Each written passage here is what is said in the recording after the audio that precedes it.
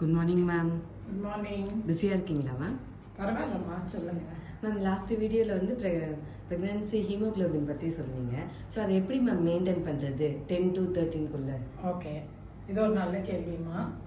Actually போன வீடியோவில் haemoglobin கம்மியாக இருந்தால் என்னெல்லாம் ப்ராப்ளம் வரும், அல்டிமேட்டாக ரொம்ப மோசமாக இருந்தால் மதருக்கு எந்த டெப்த் லெவலுக்கு கூட போகிறதுக்கு வாய்ப்பு இருக்குன்றதை நான் சொல்லியிருக்கேன்.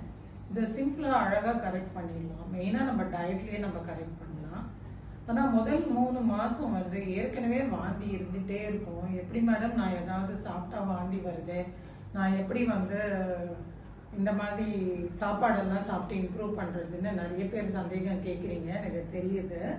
ஆனால் ஃபர்ஸ்ட் 3 months வந்து கண்டிப்பாக அயன் இன்டாலரன்ஸ் இருக்கும், ஃபுட் இன்டாலரன்ஸும் இருக்கும். அதனால பிரெக்னென்ட் ஆகிறதுக்கு முன்னாடியே உங்கள் ஹீமோக்ளோபின் நல்லா இருக்கான்னு நீங்கள் பார்த்துக்கிறது ரொம்ப ரொம்ப முக்கியம். ஸோ இதை முதல் மனசில் வச்சுக்கிட்டு நீங்கள் ப்ரெக்னென்ட் ஆகிறதுக்கு அப்புறமா யோசிக்கணும். நீங்கள் இல்லைன்னா நிறைய பின்விளைவுகளை நீங்கள் பார்க்க வேண்டியிருக்கும்.